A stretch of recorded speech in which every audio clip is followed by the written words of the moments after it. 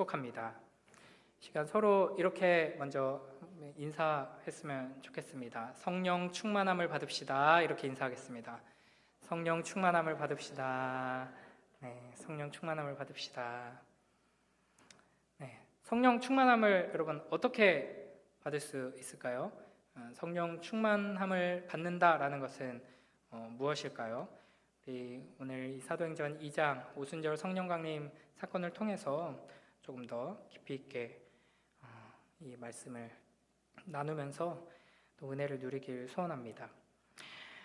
사도행전 2장은 성경 전체에서도 가장 중요한 장 중에 하나라고 할 수 있습니다. 예수 그리스도께서 승천하시면서 성령을 우리에게 선물로 주시죠. 성령 하나님께서 임하셨습니다.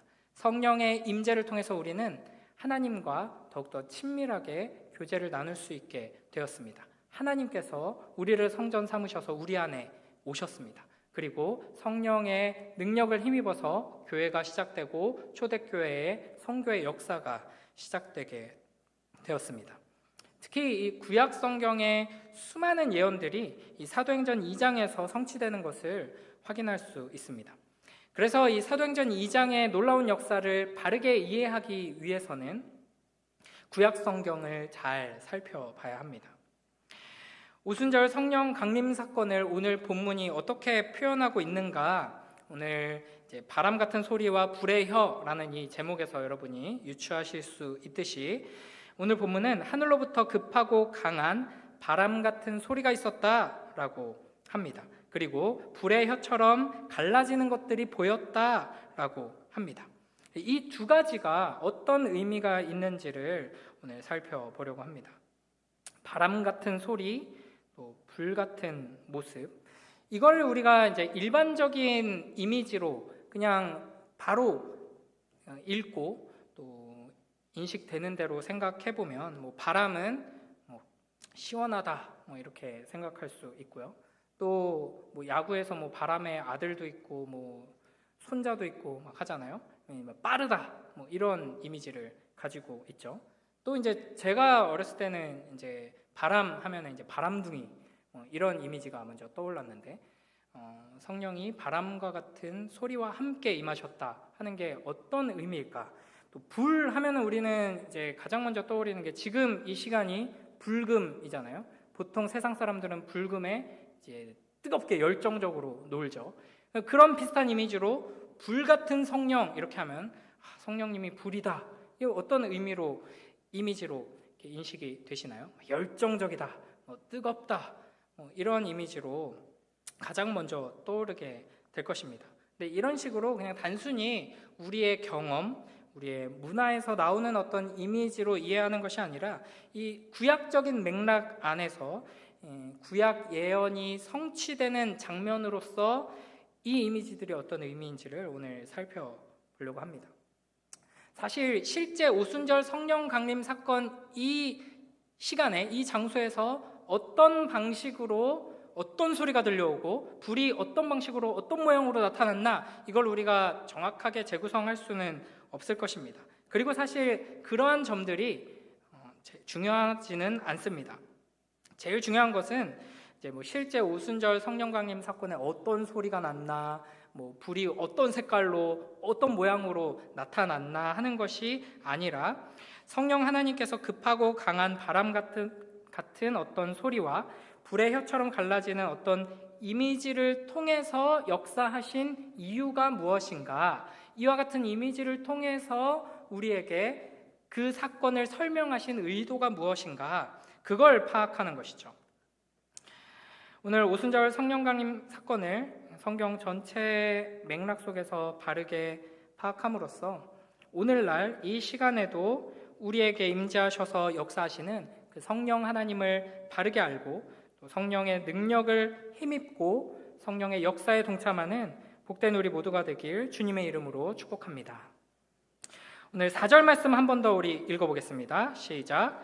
그들이 다 성령의 충만함을 받고 성령이 말하게 하심을 따라 다른 언어들로 말하기를 시작하니라. 아멘. 여기서 성령은 헬라어로 푸뉴마입니다. 푸뉴마는 다른 데서는 영으로 번역되기도 하고요. 바람, 생기, 호흡으로 번역되기도 합니다. 구약에도 이제 비슷한 단어가 있는데요. 루아크라는 단어가 있습니다. 이 단어도 영, 바람으로 번역될 수 있습니다. 그래서 이제 문맥 안에서 같은 단어가 성령으로 나타나기도 하고 바람으로 영으로 번역되기도 하는 것이죠. 요한복음 3장에 보면 밤중에 예수님을 찾아온 니고데모에게 예수님께서 거듭남에 대해 말씀하십니다. 요한복음 3장 5절에 예수께서 대답하시되 진실로 진실로 내게 이르노니 사람이 물과 성령으로 나지 아니하면 하나님 나라에 들어갈 수 없느니라 라고 말씀하십니다. 그리고 8절에 보면 사람이 늙으면 어떻게 날 수 있습니까? 두 번째 모태에 들어갔다가 날 수 있습니까? 이렇게 질문하는 니고데모에게 예수님께서 이렇게 대답하시죠. 우리 요한복음 3장 8절을 함께 읽어보겠습니다. 시작. 그러므로 회개에 합당한 열매를 맺고 속으로 아브라함이 우리 조상이라 말하지 말라. 내가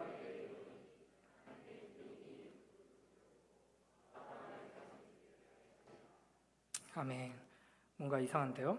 제가 인용 구절을 잘못 보내드린 것 같은데 이제 니고데모가 예수님의 이 질문에 예수님께서 니고데모의 이 질문에 대해서 어떻게 대답하시냐면요, 이겁니다. 바람이 임의로 불매 내가 그 소리는 들어도 어디서 와서 어디로 가는지 알지 못하나니 성령으로 난 사람도 다 그러하니라. 그러니까 여기서도 바람과 성령이라는 단어가 나오는데 헬라어로는 똑같이 푸뉴마입니다. 그러니까 이런 맥락에서 비추어 생각해보면 사도행전 2장에서 오순절에 다 같이 한 곳에 모였을 때 호련히 하늘로부터 급하고 강한 바람 같은 소리가 그 장소에 가득하게 된 것은 성령 하나님의 임재를 상징하는 소리다라는 것을 알 수 있습니다. 에스겔 37장에 이런 말씀이 있습니다. 에스겔 선지자가 환상을 보게 되는데요, 골짜기에 마른 뼈들이 있습니다. 그러니까 이미 죽은 시체가 방치되어 있다가 다 썩고 한참의 시간이 지나서 뼈만 남게 된 것이죠. 뼈만 남은 상태에서도 시간이 오래 지나서 마른 뼈가 되었습니다. 그냥 뼈, 그냥 시체만으로도 살아날 가능성이 전혀 없죠. 그게 충분히 표현이 됩니다. 그러나 더 나아가서 완전히 말라서 결코 살아날 수 있는 가능성이 없는 상태를 잘 보여주는 환상입니다. 그 앞에서 하나님께서 에스겔에게 질문하십니다. 이 뼈들이 살 수 있겠느냐? 에스겔은 주님만 아십니다. 이렇게 답합니다. 그러자 하나님께서는 에스겔 37장 5절 6절에서 이렇게 말씀하십니다. 이것도 함께 읽어보겠습니다. 시작. 주 여호와께서 이 뼈들에게 이같이 말씀하시기를 내가 생기를 너희에게 들어가게 하리니 너희가 살아나리라. 너희 위에 힘줄을 두고 살을 입히고 가죽으로 덮고 너희 속에 생기를 넣으리니 너희가 살아나리라. 또 내가 여호와인 줄 너희가 알리라 하셨다 하라. 아멘. 여기서 생기로 번역된 단어가 바로 푸뉴마입니다. 생기, 숨, 호흡, 바람을 의미하기도 하고 동시에 영, 성령을 의미하기도 하는 단어입니다. 마른 뼈들에게 생기, 바람, 성령 하나님께서 임하셔서 그 마른 뼈들이 살아나게 된다는 것입니다. 이 마른 뼈에 힘줄이 생기고 살이 오르고 가죽이 덮이고 그 안에 생기가 임해서 성령이 임하셔서 살아날 뿐 아니라 강한 군대가 됩니다. 이 에스겔 37장의 이미지를 정리하면은 완전히 죽은 존재에게 생기가, 바람이, 성령이 들어가서 살아나 군대가 되는 것이죠. 이것을 교리적 용어로 하면은 거듭남, 중생이라고 합니다. 그러니까 이 에스겔에게 보여주신 환상이 의미하는 것은 하나님을 알지 못해서 완전히 죽은 상태에 있는 영혼, 아무런 소망이 없는 영원한 진노와 저주 가운데 놓인 영혼이 성령 하나님의 임재를 통해 성령 하나님께서 새 생명을 불어 넣어주셔서 살아나게 되는 것입니다. 이 장면을 두고 예수님께서 니고데모에게 사람이 거듭나지 아니하면 하나님 나라를 볼 수 없느니라 라고 말씀하신 것이죠. 이 예언이 바로 오순절 성령 강림을 통해 이루어진다, 성취된다 하는 것을 바람과 같은 소리를 통해서 우리에게 보여주시는 것입니다. 창세기 2장 7절에서는 또 이렇게 말씀하시죠. 함께 읽겠습니다. 시작. 여호와 하나님이 땅의 흙으로 사람을 지으시고 생기를 그 코에 불어넣으시니 사람이 생명이 되니라. 아멘. 하나님께서는 땅의 흙으로 사람을 지으시고 그 코에 생기를, 바람을 불어넣으십니다. 생명을 불어넣으시죠. 그러자 사람은 생명, 살아있는 존재가 됩니다. 이렇게 사람을 지으실 때 생기, 바람을 불어넣으시고 마른 뼈를 살리는 환상에서도 생기, 바람을 불어넣으십니다. 이제 대표적으로 이제 몇 가지 장면만 살펴봤는데요. 이런 구약의 맥락 안에서 지금 오순절 성령 강림의 시작은 급하고 강한 바람 같은 소리가 온 집안에 가득한 장면으로 시작합니다. 그러니까 결국 오순절 성령 강림 사건의 가장 중요한 의미는 무엇인가? 흙과 같은 존재, 마른 뼈와 같은 존재, 아무런 소망이 없어서 완전히 죽어있는 상태의 죄인들에게 성령 하나님께서 임하셔서 거듭나게 하신다. 생명이 가득한 존재로 회복시켜 주실 뿐 아니라 거룩한 군대로 세우신다 하는 이 구약의 약속이 이루어지고 있다 하는 것을 나타내고 있는 것입니다.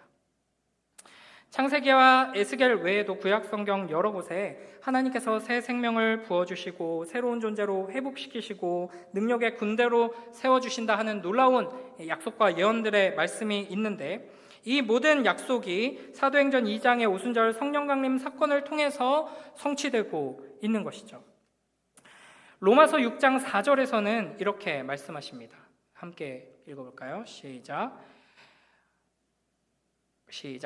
그러므로 우리가 그의 죽으심과 합하여 세례를 받음으로 그와 함께 장사되었나니 이는 아버지의 영광으로 말미암아 그리스도를 죽은 자 가운데서 살리심과 같이 우리로 또한 새 생명 가운데서 행하게 하려 함이라. 아멘. 예수 그리스도를 죽음 가운데서 일으키신 그 성령의 능력이 우리 가운데 충만히 역사함으로써 우리가 영적으로 죽은 상태에 있던 죄인인데 이제는 예수 그리스도의 생명으로 살아갈 수 있게 되었다 하는 것이 오순절 성령 강림을 통해 나타나고 있습니다. 성령의 임재 안에서 성령의 능력을 힘입어 마른 뼈와 같은 우리가 하나님의 군대가 되고 악한 원수마귀를 물리치고 어둠의 세력을 몰아내고 하나님의 영광을 드러내는 그 승리를 이루는 거룩한 백성이 된다 하는 것입니다. 오순절 성령 강림을 통해서 우리 가운데 임재하신 이 성령 하나님을 매일매일 삶 속에서 힘입어서 죽은 영혼이 살아나고 마른 뼈와 같은 심령들이 강력한 군대로 일어나는 그 은혜를 풍성히 누리고 그 역사를 이루어가는 복된 우리 모두가 되길 주님의 이름으로 축복합니다. 3절 한번 우리 같이 읽어보겠습니다. 오늘 본문 3절입니다. 시작. 마치 불의 혀처럼 갈라지는 것들이 그들에게 보여 각 사람 위에 하나씩 임하여 있더니 아멘. 이걸 원어로 직역하면 갈라지는 불처럼 보이는 혀들이 제자들에게 임했다 하는 것인데요. 이 오순절 성령 강림 사건의 불의 혀라는 이미지도 구약 말씀을 통해서 그 의미를 파악해야 합니다. 구약에서 불이라는 이미지가 다양한 방식으로 사용되고 있지만 그 중에서 가장 중요한 한 장면을 살펴보자면 출애굽기 3장에 모세가 하나님을 만나는 장면입니다. 출애굽기 3장 2절을 보면요, 여호와의 사자가 떨기나무 가운데로부터 나오는 불꽃 안에서 그에게 나타나시니라. 그가 보니 떨기나무에 불이 붙었으나 그 떨기나무가 사라지지 아니하는지라. 아멘. 보통 나무에 불이 붙으면 재로 변해서 불이 사그라들기 시작하죠. 특히 떨기나무는 장작 같은 이런 두꺼운 나무가 아니라 관목, 덤불 같은 종류입니다. 그래서 순식간에 불이 붙었다가 금세 재로 변하고 불은 사라지는 게 일반적이죠. 그러나 모세는 불이 붙었는데도 나무가 사라지지 않는, 불은 계속해서 타고 있는 이상한 장면을 보게 된 것입니다. 하나님께서 임재한 것이죠. 이때 여호와께서 나타나셔서 내가 선 곳은 거룩한 땅이니 내 발에서 신을 벗으라 말씀하십니다. 이렇게 구약 성경에서 불은 하나님의 임재를 상징하는 가장 대표적인 이미지입니다. 그래서 이스라엘이 광야 생활하는 동안에 하나님께서 성막에 임재하실 때 이제 구름 기둥, 불 기둥, 이게 이제 기둥이 두 개가 아니라 구름, 불 기둥인데요. 이제 불로 임재하셨죠. 또 이제 불로 임재하시는 하나님의 모습에 대해서 잘 나타내는 본문 중에 하나가 이사야 6장입니다. 먼저 1절부터 4절을 제가 한번 읽어보겠습니다. 우시야 왕이 죽던 해에 내가 본즉 주께서 높이 들린 보좌에 앉으셨는데 그의 옷자락은 성전에 가득하였고 스랍들이 모시고 섰는데 각기 6날개가 있어 그 둘로는 자기의 얼굴을 가리었고 그 둘로는 자기의 발을 가리었고 그 둘로는 날며 서로 불러 이르되 거룩하다 거룩하다 거룩하다 만군의 여호와여 그의 영광이 온 땅에 충만하도다 하더라. 이같이 화답하는 자의 소리로 말미암아 문지방의 터가 요동하며 성전의 연기가 충만한지라. 아멘. 여기서 이제 스랍은 천사죠. 이사야가 본 환상은 하나님의 보좌 앞에 천사들이 하나님을 찬양하는 장면입니다. 그러니까 하나님의 충만한 임재로 인해서 문지방의 터가 요동하고 성전의 연기가 가득하다라고 말하고 있습니다. 그리고 나서 이사야 6장 5절에 이렇게 말씀하십니다. 이것도 같이 한번 읽어보면 좋겠는데요. 자막이 있죠. 이사야 6장 5절 말씀 함께 읽겠습니다. 시작. 그때 내가 말하되 화로다 나여 망하게 되었도다. 나는 입술이 부정한 사람이요 나는 입술이 부정한 백성 중에 거주하면서 만군의 여호와이신 왕을 배웠음이로다 하였더라. 아멘. 네, 지금 하나님의 임재 앞에서 천사들이 이제 찬양하고 있고 연기가 가득한 상황 속에서 이제 이사야가 이렇게 말하는 것입니다. 입술이 부정하다 표현하는데요. 입술이 부정하다 하는 것은 단순히 내가 피곤해가지고 입술이 부르텄다 뭐 이런 이야기가 아니고요. 단순히 내 말에 어떤 문제가 있다 이런 말이 아닙니다. 이 입술의 부정함을 통해서 나의 존재가 부정하고 나는 죄인이다 하는 것을 나타내고 있는 것이죠. 그러자 6절에 우리가 잘 알고 있죠. 스랍 중 하나가 부젓가락으로 제단에서 집은 핀 숯을 가지고 날아옵니다. 그때 그 스랍 중 하나가 부젓가락으로 제단에서 집은 바 핀 숯을 손에 가지고 내게로 날아와서, 여기서 핀 숯, 이것을 또 다른 번역에서는 타고 있는 숯이라고 번역하기도 합니다. 그러니까 쉽게 말하면 이미지로 따지면은 불덩어리 하나를 가지고 와서 입술에 대는 것이죠. 그래서 이제 7절에 이렇게 이야기합니다. 이것도 같이 읽어보겠습니다. 시작. 그것을 내 입술에 대며 이르되 보라 이것이 내 입에 닿았으니 내 악이 제하여졌고 내 죄가 사하여졌느니라 하더라. 아멘. 이사야가 여호와의 충만한 임재 앞에서 여호와의 영광을 보게 되었는데, 여호와의 영광을 마주하자마자 일어난 일이 바로 내 입술이 더럽다, 내 존재가 죄인이다 하는 것을 깨닫고 슬퍼하며 두려워하는 것입니다. 본래 이것이 바로 하나님을 마주하는 모든 인간의 마땅한 반응입니다. 예수님을 만난 베드로도 나는 죄인입니다, 나를 떠나소서라고 외쳤죠. 그러니까 죄인인 인간이 거룩하시고 공의로우신 하나님을 마주하게 되면 자신의 죄악됨을 분명하게 보게 되고, 거룩하시고 공의로우신 하나님의 그 영원한 심판과 저주를 받아 마땅한 존재다, 나는 받아야만 한다라는 것을 알게 됩니다. 그러므로 두려워하며 슬퍼하게 되는 것이죠. 이게 이제 하나님을 만난 자의 마땅한 반응이고요. 그러나 그런 우리를 진멸하기를 기뻐하지 않으시고 오히려 그 진노를 십자가에 달리신 죄 없으신 자기 아들에게 쏟으시는 그 사랑을 알게 되면서 감사와 감격이 넘쳐나게 되는 것입니다. 이렇게 하나님을 만나는 자는 자신의 죄에 대한 절망과 두려움으로, 슬픔으로 가득 차게 되면서 동시에 그런 우리를, 심판받아 마땅한 우리를 구원하시는 그 놀라운 사랑과 은혜에 감사하며 찬양하게 되죠. 이것이 바로 회개입니다. 하나님을 경외하는 자의 태도이죠. 이와 같은 회개의 역사, 회복의 역사가 거룩한 불로 임하시는 하나님을 만날 때 이루어지게 되는 것입니다. 그리고 이제 우리가 이 세상에서 감당해야 하는 거룩한 사명 또한 이러한 하나님의 임재의 불의 역할을 감당하는 것입니다. 그러니까 우리가 하나님의 사람으로서, 하나님의 자녀로서 성령 하나님께서 충만히 임재하신 성전으로서 살아갈 때 우리가 있는 그곳에 하나님의 임재와 통치와 다스림이 이루어지게 되는 것이죠. 그러므로 우리가 하나님을 만날 때의 반응과 같은 반응이 우리를 통해 하나님의 임재를 경험한 사람들에게서 나타나게 되는 것입니다. 내가 죄인임을 깨닫고 두려워하고 슬퍼하며 회개함으로 하나님께 나아오게 되는 것이죠. 이 어두운 세상 가운데 빛이신 하나님을 모신 자로서 그 빛을 비추는 자로서 우리가 살아간다면 그 빛을 보고 자신의 어두움을 깨닫게 되는 것입니다.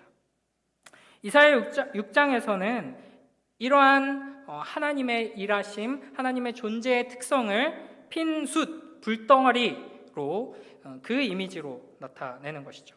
그러니까 정리하자면 구약에서 불이라는 이미지는 하나님의 임재를 상징하는 가장 핵심 이미지인데 다양한 방식으로 불의 이미지가 사용되지만 무엇보다도 죄인을 정결케 하고 부정한 사람을 깨끗게 하는 것, 그 역할로 이 불이 나타나고 있다 하는 것입니다.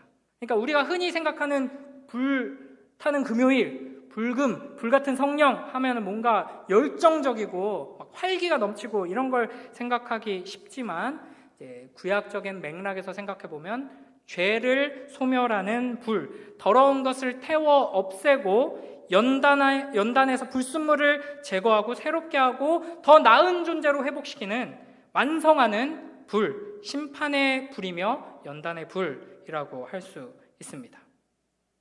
여기서 우리가 이제 주목해봐야 할 점이 이겁니다. 이사야는 자신의 죄인됨을 입술이 부정하다라고 표현을 했죠. 그리고 이사야를 정결케 하는 것은 이제 입술에 이 핀숯 불덩어리를 대는 것으로 표현하고 있습니다. 이런 이미지가 사도행전 2장의 성령의 임재와 함께 나타난 불이 혀처럼 갈라지는 모습으로 나타나는 것과 깊은 연관이 있습니다. 그러니까 오순절 성령 강림은 그냥 뭐 둥그런 불 아니면 뭐 큰 불, 막 이글이글거리는 불이 아니라 혀처럼 갈라지는 모습의 모양을 하고 있는 불인 것이죠. 이 혀라는 게 구약에서 굉장히 빈번하게 등장하는 메타포입니다. 그러니까 이사야가 내 입술이 부정합니다 라는 방식으로 나의 말의 부정함을 통해 나의 존재의 부정함을 나타냈듯이 이제 혀가 마치 이제 말을 주관하는 것이잖아요. 이게 이제 내 죄의 근원처럼 묘사되는 경우가 굉장히 많습니다. 몇 군데만 제가 읽어보겠습니다. 시편 5편 9절입니다. 그들의 입에 신실함이 없고 그들의 심중이 심히 악하며 그들의 목구멍은 열린 무덤 같고 그들의 혀로는 아첨하나이다. 시편 10편 7절입니다. 그의 입에는 저주와 거짓과 포악이 충만하며 그의 혀 밑에는 잔해와 죄악이 있나이다. 그리고 잠언 17장 20절인데요. 이거 함께 읽어보겠습니다. 시작. 마음이 굽은 자는 복을 얻지 못하고 혀가 패역한 자는 재앙에 빠지느니라. 아멘. 그러니까 여기서는 죄인, 악한 자를 마음이 굽은 자라고 표현하면서 동시에 혀가 패역한 자라고 표현합니다. 그러니까 마음과 혀가 연결되고 있는 것이죠. 그러니까 혀, 곧 우리가 말하는 것, 우리의 언어 생활은 우리의 마음의 어떠함을 대변합니다. 우리의 말이 거칠다는 것은 생각과 마음이 거친다는 것이고 말로 자꾸 악한 것이 나오는 것은 마음과 생각이 악하기 때문이라는 것이죠. 그래서 마태복음 12장 34절에서 예수님께서도 이렇게 말씀하십니다. 독사의 자식들아 너희는 악하니 어떻게 선한 말을 할 수 있느냐 이는 마음에 가득한 것을 입으로 말함이라. 아멘. 사람이 말하는 것과 그 마음, 존재는 연결되어 있습니다.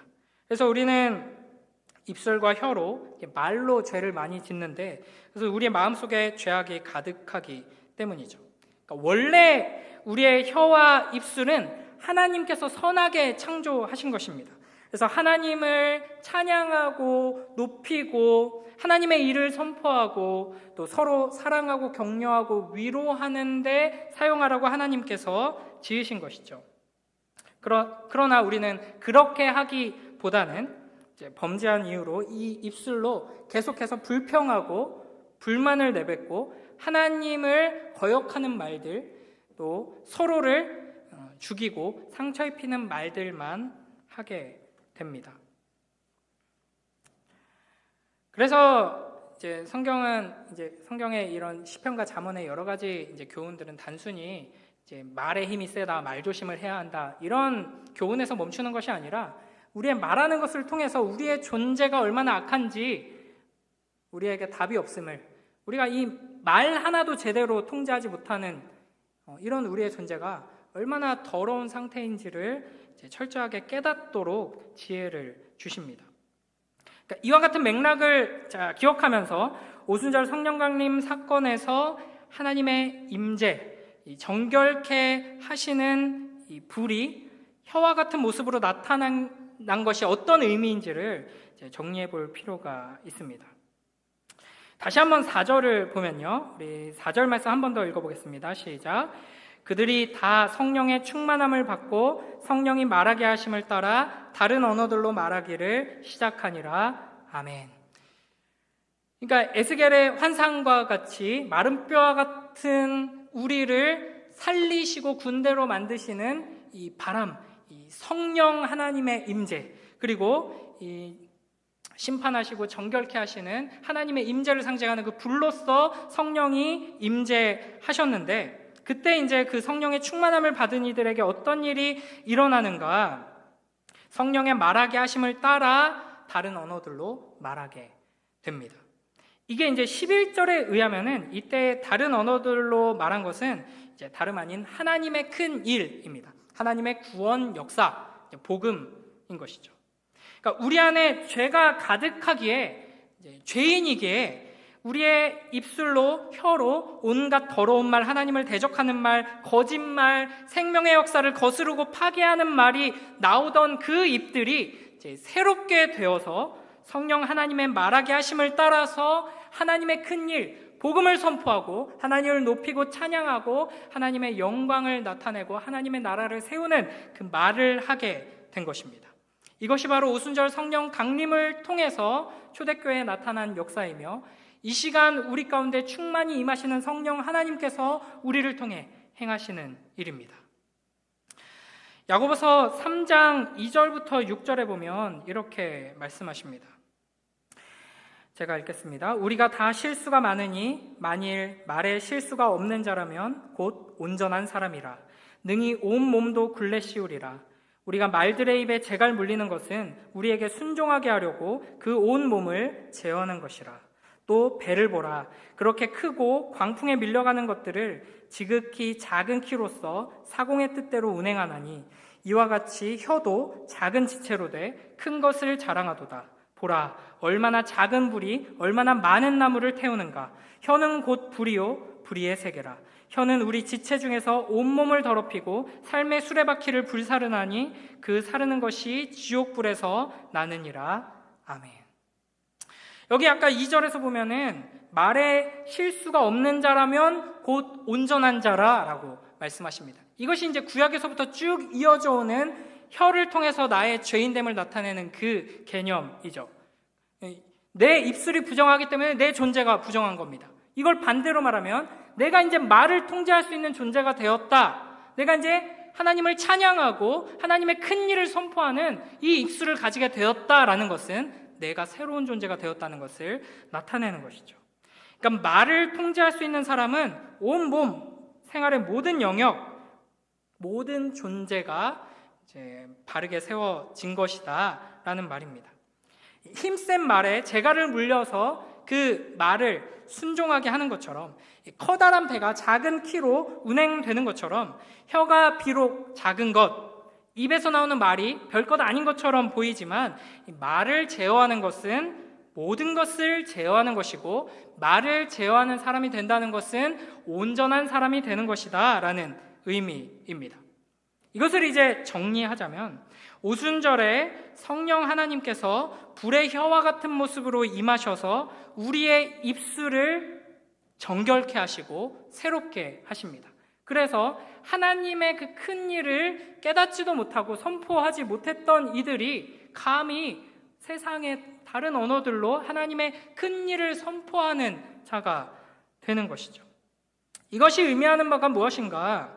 성령 하나님께서 우리에게 임하셔서 제멋대로 나아가는 이 배의 키를 손에 쥐셨다 하는 겁니다. 우리의 삶에, 우리의 존재의 핸들을 성령 하나님께서 쥐고 운행하기 시작하셨다라는 것이 불의 혀와 같은 모습으로 임재하신 성령의 충만함을 통해 하나님의 큰 일을 말하기 시작하는, 방언을 말하기 시작하는 이 장면을 통해서 보여주시는 것입니다. 성령 하나님께서는 우리 가운데 임재하심으로써 내가 너희들 가운데 충만히 임하여서 너희를 살리고 내가 너희의 왕이 되어서 너희를 다스리고 너희의 전 존재를 회복시키고 온전하게 완성할 것이다 하는 것을 혀를 붙잡아 운행하시는 것으로서 보여주시는 것입니다. 그래서 이 사도행전 2장으로부터 오순절 성령 강림으로부터 출발한 초대교회의 역사, 이 성교의 역사를 쭉 따라가다 보면 사도들은 성령 하나님께서 혀를 붙잡으시고 다스리셔서 이 사도라는 배에 있는 혀라는 키, 이 교회라는 차에 있는 혀라는 핸들을 성령 하나님께서 운행하심으로써 이 사도들은 하나님의 말씀을 담대하게 선포하고 성령의 역사를 이루기 시작하는 것이죠. 그래서 마태복음 26장에 보면 베드로는 이제 계속해서 예수님을 반복적으로 부인하고 저주하며 맹세하여서 그 사람을 알지 못한다 이야기합니다. 그러나 이런 베드로에게 성령 하나님께서 불로 임하시자 이 바로 다음 장면에서 이 베드로와 사도들은 수천 명 앞에서 하나님의 말씀을, 이 복음을 선포하고 그 입술을 통해서 수천의 사람들이 주님께로 돌아오는 역사가 일어나게 되는 것입니다. 말씀을 정리하겠습니다. 오순절 성령 강림 사건을 통해 우리 가운데 임재하신 성령 하나님께서는 하늘로부터 급하고 강한 바람 같은 소리와 함께 임하셨습니다. 흙과 같은 존재, 마른 뼈와 같은 존재, 아무런 소망이 없이 완전히 죽어있는 죄인들에게 성령이 임하셔서 거듭나게 하신다는 것이며 우리를 생명이 가득한 존재로 회복시켜 주시고 군대로 만들어 주셔서 우리를 통해 하나님의 영광이 드러나고 하나님의 역사가 일어나게 하신다는 것입니다.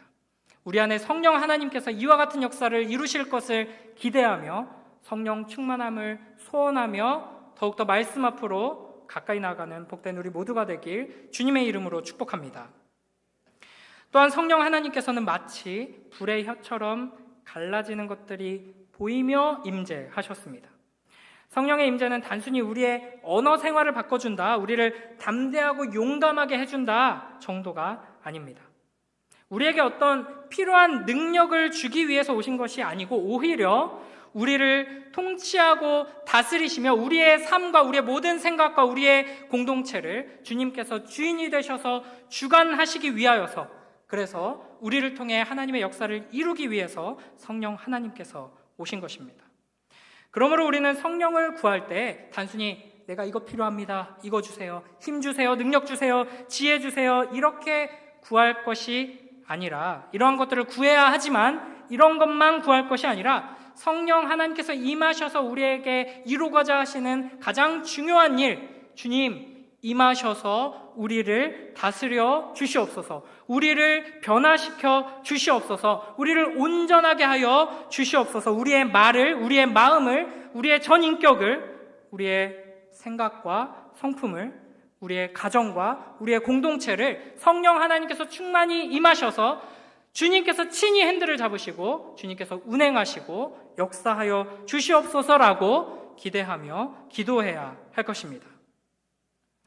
우리를 새롭게 하시는 성령 하나님, 우리를 회복시키시고 생명으로 충만케 하시고 능력과 지혜를 주셔서 어둠을 물리치고 악을 이기는 예수 그리스도의 군대로 만드시는 성령 하나님을 더욱더 간절히 사모하며 기대하며 붙드는 우리 모두가 되길 주님의 이름으로 축복합니다.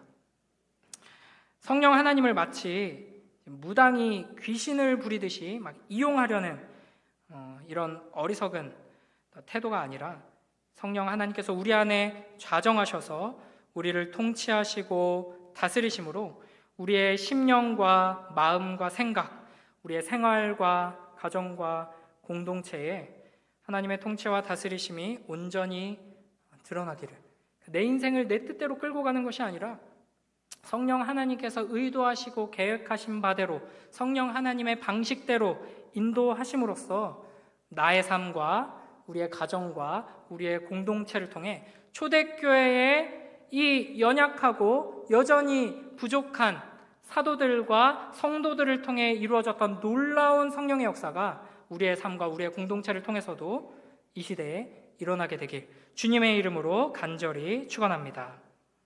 우리 시간 말씀을 기억하면서 함께 성령이 오셨네 찬양하고 기도하며 나아가도록 하겠습니다.